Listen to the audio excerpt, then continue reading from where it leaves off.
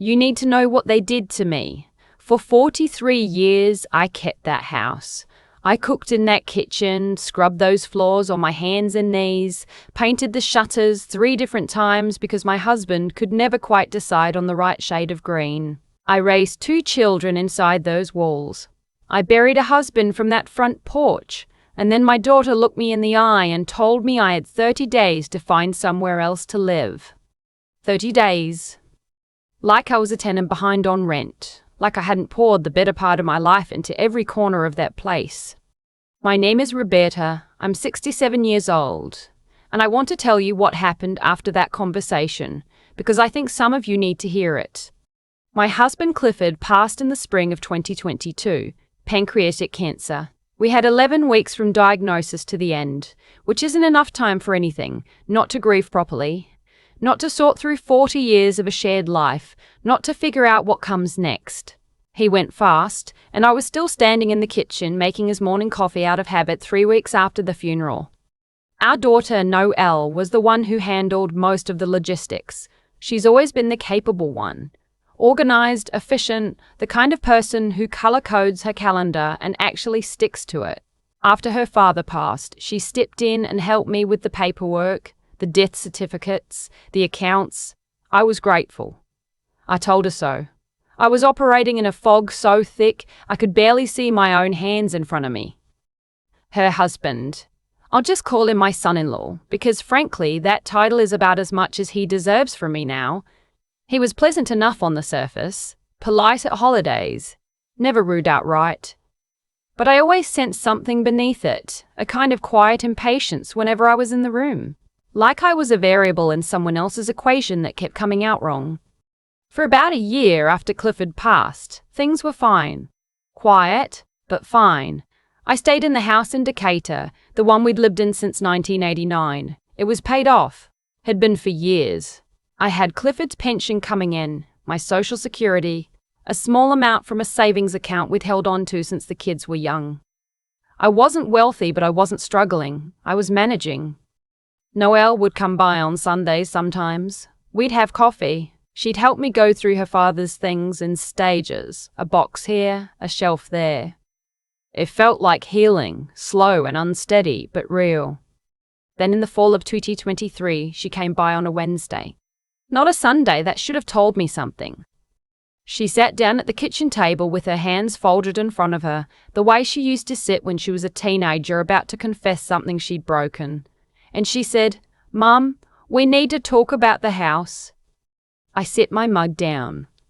She explained that she and her husband had been thinking. That the house was large for just one person. That I was getting older, and maybe it wasn't practical for me to maintain a property that size on my own. That they had been looking at a new development about 20 minutes away. Nice condos, single level, good for someone my age. And that they thought it made more sense for them to move into the family home, given that they were thinking about starting a family, and space was becoming a concern in their apartment. I listened to all of it. I let her finish. Then I asked her whose name was on the deed. She said it didn't matter, that this was a family conversation, not a legal one. I said it mattered to me.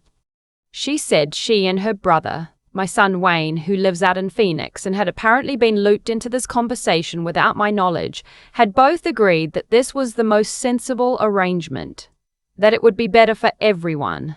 That I'd be more comfortable somewhere smaller. That the house needed a young family in it.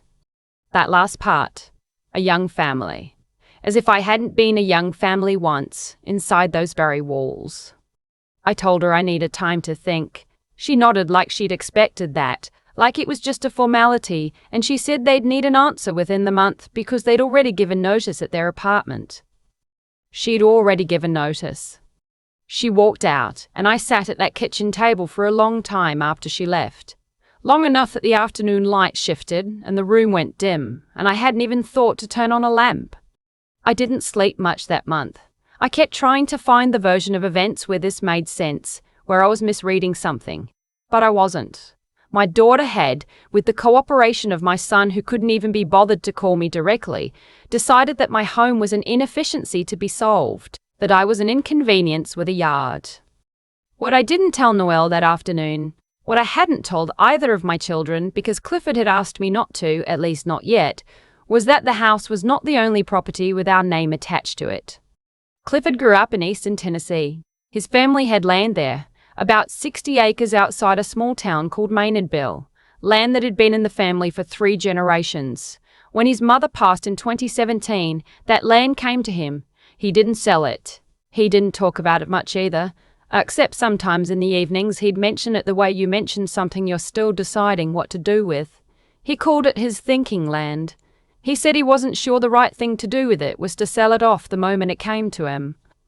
What I didn't know, what I found out only after he passed, was that in 2020, Clifford had quietly put my name on that deed alongside his. He'd driven up to a notary with his brother one afternoon and just done it without mentioning it to me. His brother told me about it a few months after the funeral, almost as an aside, assuming I already knew. I didn't.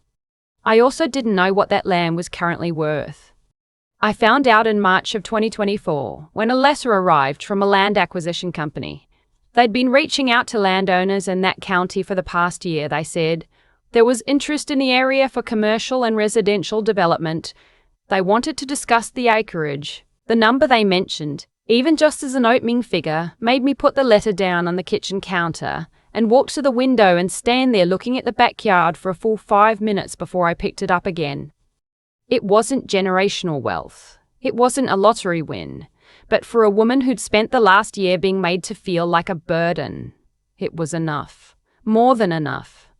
I called the company back. I asked questions. I spoke with a real estate attorney in Knoxville that a woman from my church recommended, a sharp woman named, well, I won't bore you with every detail. I did my due diligence, the way my husband had always told me to, the way I'd never quite needed to do before, because I'd always trusted the people around me to do it for me. I was done with that. Over the next few months, I negotiated. The attorney helped me. We got a fair price, better than the opening offer, because apparently that's how these things work when you actually push back. I signed in late June. The wire transfer came through in July. By August, I had more money sitting in my name than I had ever held in my life. I did not tell my children. I thought about it. I turned it over many times. But I thought about the Wednesday afternoon Noelle came to my kitchen with her hands folded like she was delivering a verdict. I thought about Wayne, who had agreed to all of it over text or phone or however they worked it out, and had not called me. Not once. And I decided that the right thing, at least for now, was to be quiet and watch and see what kind of people my children actually were when they thought I had nothing. I moved out of the Decatur house in September. I want to say that more plainly than maybe I've said it so far. I moved out voluntarily. I know some of you are going to ask why I didn't fight it, why I didn't cite my name on the deed, why I didn't hold my ground. And I'll tell you, because by then I didn't want to. Because I had looked at my daughter across that kitchen table one too many times and seen something in her face that I was still trying to name. Because the house I'd poured myself into for 35 years had started to feel like a place where I was being permitted to stay. And I didn't want that feeling anymore. I found a short-term rental in a part of Atlanta I'd never spent much time in Inman Park, older neighborhood, quiet streets, big trees. Nice, not extravagant. I paid 3 months up front in cash, and I brought what I needed, my clothes, my books, Clifford's photograph from the bedroom dresser, the quilt his mother had made that I'd kept in the cedar chest for decades. My daughter helped me carry boxes on the last day. She was careful and efficient, and she said all the right things. She said she was proud of me for being flexible. She said this was going to be good for both of us. She said she'd call me every week. She called twice in the first 2 months. I wasn't sitting around waiting for the phone to ring. I was meeting with my attorney. I was talking to a financial advisor for the first time in my life. A woman who sat across from me without condescension and explained things slowly and answered my questions and didn't make me feel foolish for asking them. I was learning, late in life, what it felt like to make decisions from a position of something other than scarcity. In November, I bought a condominium. It's on the 14th floor of a building in Buckhead. Floor-to-ceiling windows in the main room. A terrace that looks out over the city. Hardwood floors throughout. which I did not pick because they're fashionable, but because they remind me of the floors in the house I grew up in Macon, before my parents sold it. The building has a doorman, which I did not ask for, but which I find I do not mind. It is nothing like the house in Decatur. It is mine in a way that house stopped being. I told no one in my family until the closing was done. My daughter found out the way I imagine most things get out in families. Her husband mentioned it to Wayne's wife, who mentioned it to Wayne, who called me for the first time in months with a warmth in his voice I hadn't heard since his father was alive. He asked how I was doing. He asked about my health. He mentioned, careful and casual, that he'd heard I'd found a nice place. I told him it was very nice. He said he was glad. He said he'd been meaning to call. I thanked him for finally doing it. A week later, Nell came by the condo with her husband. They stood in the entryway and looked through the main room to the windows and the view beyond them. I watched my son-in-law's face go through several calculations I was not meant to see. Noelle hugged me. She said it was beautiful. She said she'd had no idea. She asked how I'd managed it. Gently, the way you ask a question when you're not sure you want the full answer. I told her I'd had some help from her father. She was quiet for a moment. Then she said they'd love to spend more time with me. She said now that they were settled in the house, there was so much catching up to do. She said this part carefully, looking just past my shoulder at the terrace doors, that if I ever needed company or if the condo ever got lonely, they'd be happy to help however they could. Her husband nodded beside her. I offered them coffee. We sat at my kitchen table, a small round table I'd bought specifically because it seats 2 comfortably and 4 only if everyone is very friendly with each other, and I let them talk. They talked about the house, about the renovations they were planning, about the neighborhood. They talked about how nice it would be to be closer to me now. They talked around the thing they'd actually come to say until finally Noelle set down her mug and said, "Mum, we've been thinking. The condo is wonderful, but it's just you here, and we're family. We wondered if maybe down the road there might be room for us. We could help with expenses, of course." I looked at her. I thought about that Wednesday afternoon, the folded hands, the 30 days. I said, "Tell me what you mean by that." She said it carefully. They were thinking about the future, about being closer, about family being under one roof, about how good it would be for all of us. I let her finish. Then I told her I'd been thinking about the future too. I'd been working on something with my attorney, I said, a set of expectations. Not a punishment, not a wall, but a framework. If she and her husband, or Wayne and his wife, ever wanted to be a real part of my life going forward, there were things that needed to be said and agreed to in writing. Not because I was bitter, not because I didn't love them, but because I had learned, at 67 years old, the particular cost of assuming that love meant I didn't need to protect myself. The document wasn't complicated. It laid out, in plain language, what a relationship with me would look like. Regular contact, not twice in 2 months. Honesty. The acknowledgement that decisions affecting my life required my participation, not just my compliance. A recognition, in writing, that what had happened before was not acceptable, and that acceptable behavior going forward looked like specific things on specific days. My daughter stared at me for a long moment. Her husband looked at his coffee. She asked if I was being serious. I told her I had never been more serious about anything since the day I signed the mortgage on the house in Decatur, and that one at least, I'd signed with full knowledge of what I was agreeing to. She cried. I expected that. I didn't harden against it, but I didn't soften either. I handed her a tissue and I waited. She said she was sorry. She said she hadn't fully thought through what she was asking. She said she'd been selfish, and she could see that now. Her husband was quiet through all of it, which was its own kind of answer about where the original idea had come from. I told her I believed her, and I did, as much as I believe anyone in the middle of a realization they've just had. I also told her that belief wasn't the same as forgetting. She signed the document 2 weeks later. Her husband signed it. I mailed a copy to Wayne and his wife and told them the same offer stood. This was not punishment, this was a door and it was open. But walking through it required something from them too. Wayne called me the evening he received it. He was quieter than I expected. He said he was ashamed. I told him shame was only useful if you let it change something. He said he was going to try. I don't know yet if trying is enough. I suppose I'll find out. What I know is this. I wake up in the mornings now and I stand on that terrace and I watch the city do what cities do at dawn. Going from dark to grey to something that almost looks like gold.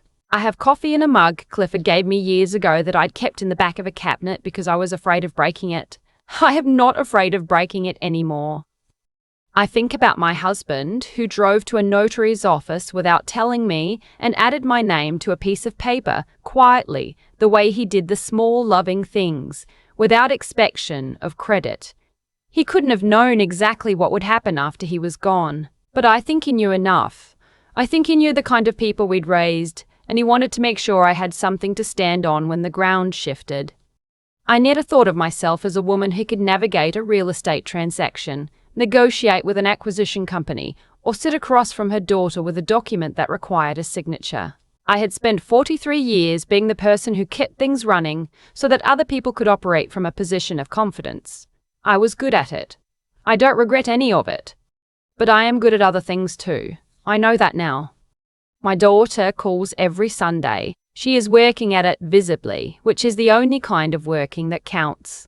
Last month, she drove down to spend a Saturday with me, just the two of us, no agenda, no conversation about the house or the condo, or who owns what. We walked through Piedmont Park and we got lunch at a place she'd read about, and we talked about her father, really talked about him, for the first time since the funeral. She cried again, and this time I cried with her. I think we are finding our way back to something. I am careful not to call it what it was before because it wasn't good enough before. But it might become something better. That is what I am choosing to believe, standing on my terrace, watching the city come up into the light.